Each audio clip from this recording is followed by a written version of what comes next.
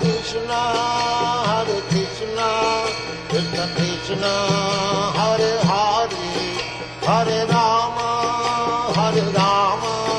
Rama Rama, Hare Hare. Hare Krishna, Krishna Krishna, Hare Hare, Hare Rama, Rama Rama. Hare Krishna, I'm Rajarsi Das. Welcome to Hare Krishna today.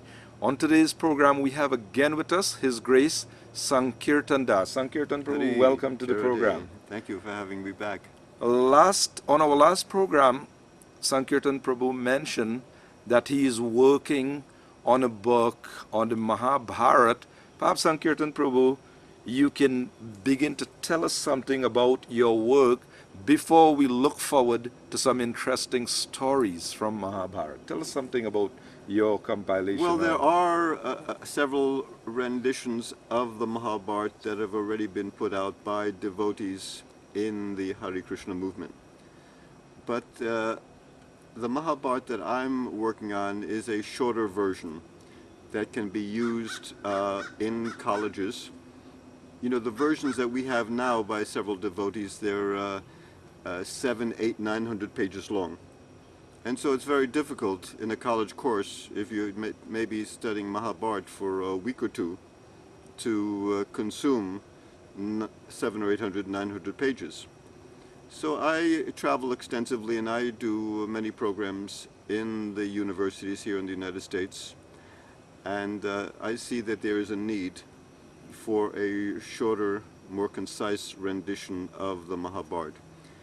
And so my approach is that taking a look at the story as if it were a movie. And that's my approach. It's kind of a very action-driven story, not too much description, but there's the characters and there's the actions, and then also it culminates in the battle at Kurukshetra. There's the tension and the rivalry between the Pandavas and the Kauravas. And so all this could be very confusing to an American public. So many different names, so many new concepts and ideas.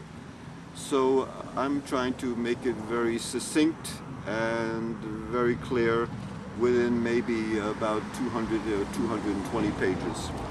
Okay, well, I think we would like to give you, our viewing audience, a sample of Sankirtan Prabhu's narration. So let us focus on some of these stories.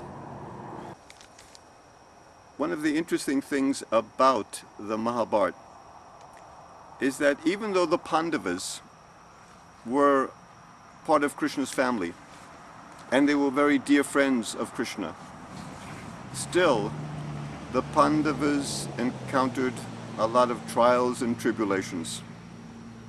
So, of course, we all know that the Pandavas, they were banished into the forest. Actually, there was a gambling match because the Kauravas and the elders of the Kauravas, Duryodhana, he was envious of what the Pandavas had. He wanted what the Pandavas had. Actually, there was a constant rivalry between the Pandavas, the 5 sons of Pandu, and the Kauravas, the 100 sons of the blind king Dhritarashtra. So there was a constant tension, a constant rivalry. And so Dhritarashtra thought he had a good idea to alleviate the rivalry, that he would split the kingdom in 2, half for his sons and half for the Pandavas. But the thing is that the land that he gave the Pandavas, it was like a wasteland. Nothing would grow there. And so when the Pandavas get there, it was just a barren tract of land. But the one thing they had in their favor is Lord Krishna was on their side. And Krishna, he called upon the gods. And the gods made that barren tract of land a paradise. So many gardens, so many orchards, trees, lakes, forests. And there was also a magnificent palace built. and that place was known as Indraprastha. And when Duryodhana, the elder son of the blind king Dhritarashtra, when he came there, and he saw the opulence and he saw the wealth that the Pandavas had, even though he had his own half of the kingdom, still, that wasn't enough. He was thoroughly envious, thoroughly jealous of what the Pandavas had. And then he connived. He wanted to get their kingdom, get their land. And his uncle Shakuni came to him with a plan. Actually, Shakuni had a set of dice that were made from the bones of his dead father. And he told Duryodhana that you don't have to fight the Pandavas.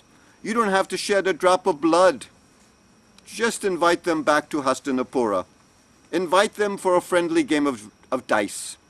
And I will rob them. I will cheat them of all of their possessions with the dice that I have in my power. And so in this way the Pandavas returned, and there was so many gamblings going on. You know, the nature of the Kshatriyas, the warriors, is that when there's a challenge, they cannot refuse a challenge. So Yudhisthira, he kept betting. He lost his palace, he lost his armies, he lost his treasury. He even bet himself and his brothers and their queen Draupadi. And now Duryodhana and his brothers, they were very eager. They dragged Draupadi into the assembly hall. They wanted to strip her naked. They began to unravel her sari. And Draupadi first, she was the queen of the Pandavas. She held on to her sari. But she realized that would be impossible, an impossible task to defend herself against the onslaughts of the Kauravas. And then she threw up her hands and she cried out, "Krishna, Krishna, hey, Krishna, please save me, I am yours." And Krishna actually, he did save Draupadi from such humiliation. And as the sari was being unraveled off of Draupadi's body, it continued and continued and continued, and there was unlimited sari. There was piles of cloth all over the assembly hall, but the sari on Draupadi's body, the cloth, remained the same. No one could disrobe her. And Krishna came, unknown to anyone, and he manifested this unlimited sari for Draupadi. And so ultimately, the Pandavas, they had lost everything, to make a long story short, and they were banished into the forest. Actually, they were banished to the forest for 12 years. And they had to live an additional year incognito, in disguise. And during that additional year, if anyone detected who they were, then they would have to live 12 years all over again. But if they returned, then they would get their share of the kingdom back. That was the bargain, the agreement. And so anyways, the Pandavas, they had many wonderful adventures in the forest. And I don't want to go into too many of those adventures, but I will share one. And this is one that took place toward the very end of their exile in the forest. The 5 brothers, they were walking through the jungle, and the sun was beating down upon them. And it was so hot. That day was exceedingly hot, and their limbs ached, and they grew heavy, their limbs, and their throats were parched and dried. They didn't know what to do. They were looking for water. Finally exhausted, they fell down beneath the tree. Now Yudhisthira lifted his fingers, and he detected that in one direction there must be a lake, because he detected that there was a slight breeze coming from that one direction. And so he asked one of the brothers to go there. And the brothers went off, and pretty soon, sure enough, they came to a lake of crystal clear water. They did not know that there was a being, an ogre, that lived in the lake, who owned and controlled that lake. And the brother was about to drink, when he heard a voice from within the lake. "Stop," the voice said. "This is my lake. Before you drink, you must answer my question." And the brother, he did not heed the voice. He drank the water. But the controller of the lake, he poisoned the water, and the brother died.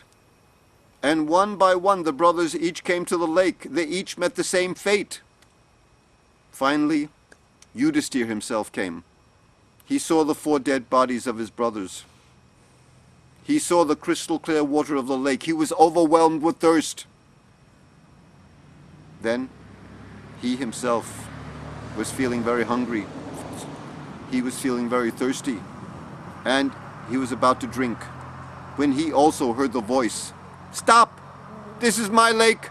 Before you drink, you must answer my questions." But Yudhisthira was very controlled. He was not as impetuous as his brothers.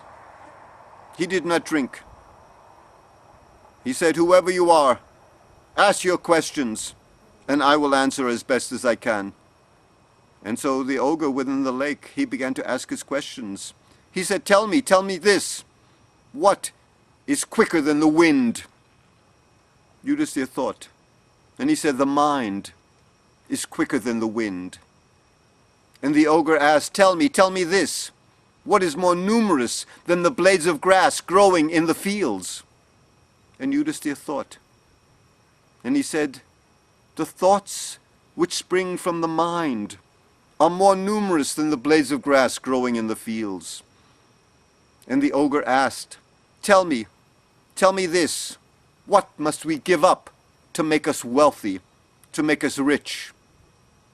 And Yudhisthira thought, and he said, "We must give up our desires, all of our desires for fame, for wealth, for prestige.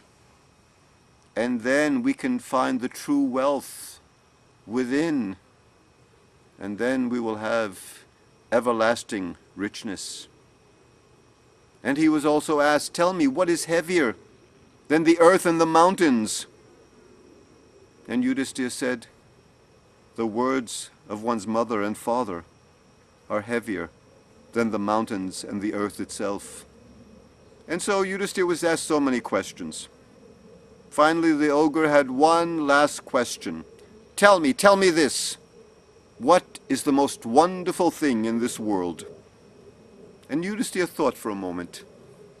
And he said, "The most wonderful thing? We see our brothers dead before us. Our fathers are growing old. Our grandfathers and great-grandfathers, they may have died already. Indeed, all around us, life is rushing into the mouth of death. But we ourselves, we think that we will live forever. What could be more wonderful than this?" And so in this way, the ogre was very pleased with all of Yudhisthira's answers. But then he revealed himself. Actually, it wasn't some strange, horrible creature. No, it was Yudhisthira's celestial father, Dharmaraj, the Lord of Justice. And Dharmaraj came to Yudhisthira. Father and son embraced each other. They cried tears of love. And Dharmaraj said, "I've come here to test you, to test your wisdom, to test your forbearance, to test your knowledge. And my son, you have pleased me very much." And eventually Dharmaraj brought the brothers back to life, and he blessed them, and then he disappeared into the mist. And so in this way, the Pandavas, they underwent so many trials, so many tribulations, and then even they had to undergo a battle to get their kingdom back. Because when they returned, they was the promise, the agreement was that when they returned after their exile in the forest, they would get their share of the kingdom back. But Duryodhana had no intention of giving the Pandavas anything. And Lord Krishna, their friend, he went to see the Kauravas in the court at Hastinapura, and he pleaded on behalf of the Pandavas that they don't want a great kingdom. but they need some place to live. At least give them 5 villages. They're 5 brothers. Give them 5 villages where they can live in peace. And Duryodhana jumped up and he said, I will not give the Pandavas so much land as will fit under the head of a pin. There's not much land that fits under the head of a pin. And so, Duryodhana, he was not going to budge. And the battle was inevitable. But even at before the battle, when the troops were assembling at Kurukshetra, still Arjuna was not inclined to fight.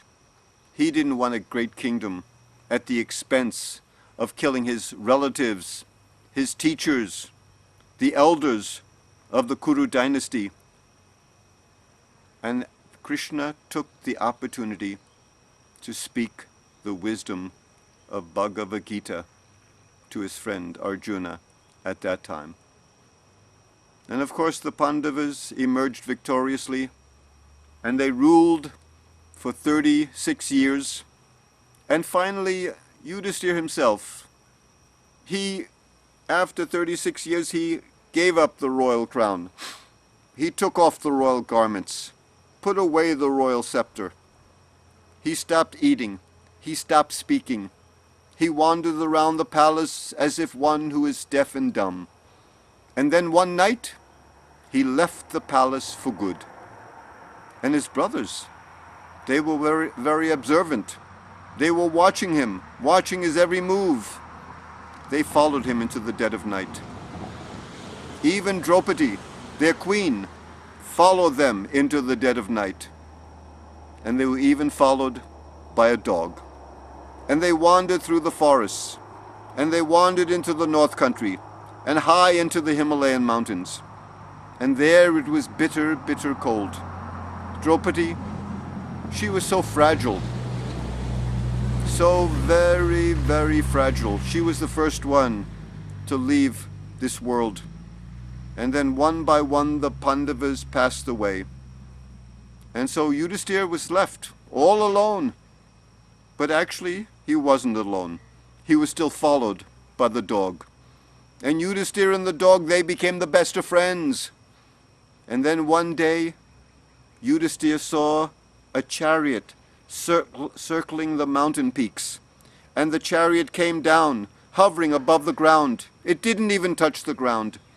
And the chariot was driven by Indra, the king of the heavens. And he beckoned Yudhishthira, come, get onto my chariot, I'll take you to the heavens. Yudhishthira said, no, I can't go any place without my brothers, without my queen, Draupadi. And Indra said, well, what are you waiting for? They've already attained the heavens. They're waiting for you at this very moment. And Yudhishthira's face lit up. He was about to get onto the chariot, followed by the dog, when Indra threw up his hand. Wait! What is this dog? Get away! There's no place in heaven for a lowly dog. And when Yudhishthira heard these words, he stepped down from the chariot. He said, if this dog can't go, then I'm not going either. And Indra was astonished. He said, you are prepared to give up the riches and comforts of heaven for a dog? Yes, yes, said Yudhishthira. This dog is my friend, and to abandon a friend is infinitely sinful. I will not go. And no sooner had Yudhishthira spoken these words, when that dog, actually that was not an ordinary dog, that dog shed its form and again emerged Dharmaraj, Yudhishthira's celestial father. Now Dharmaraj, he was smiling from ear to ear.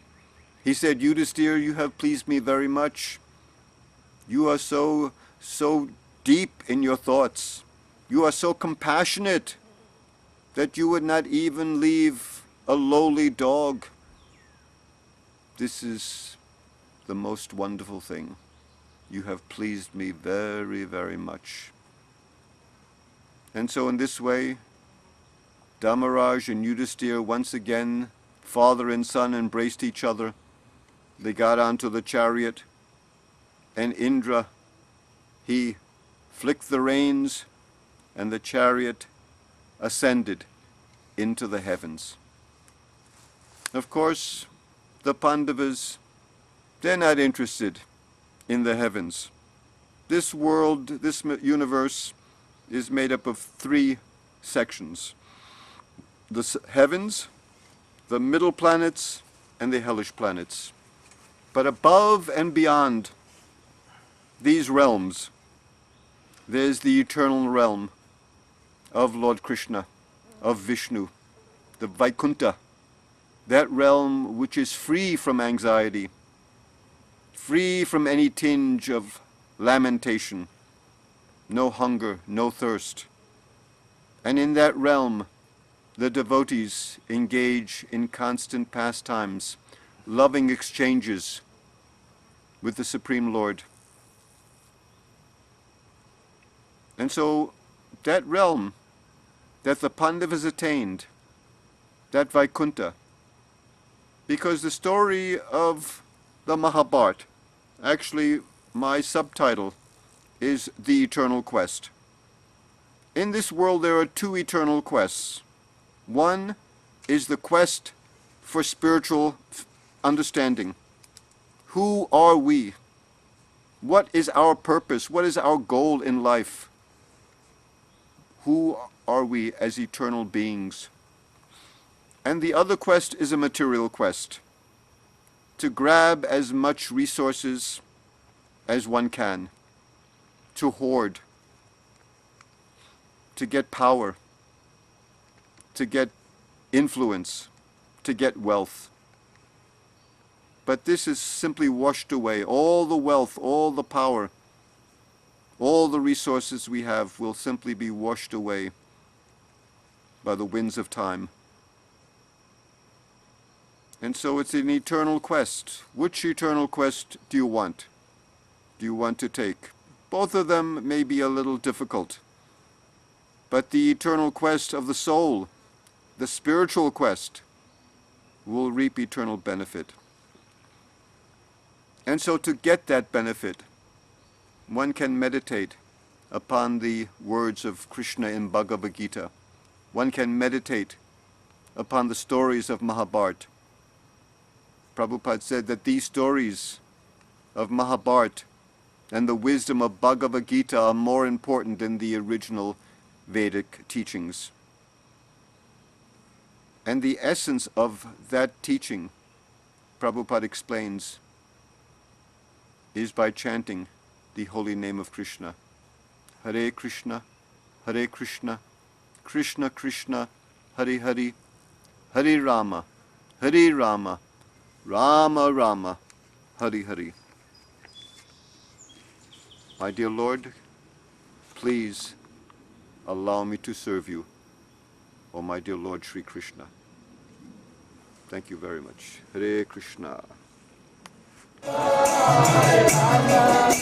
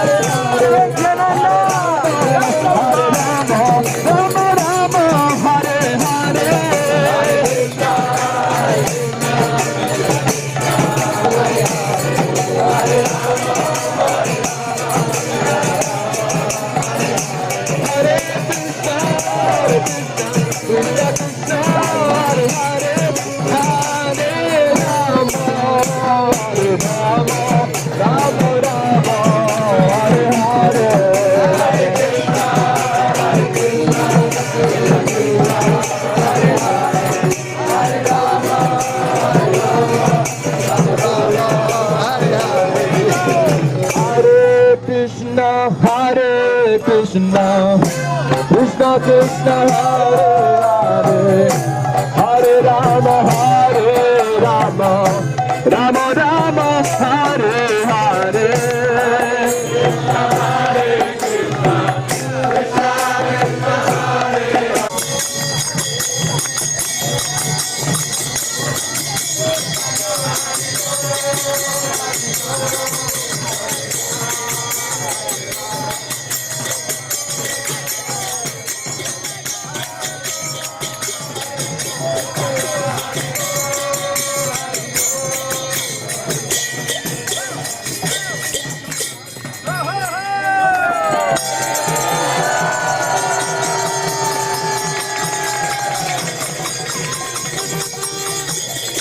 Go, Freeman Andy!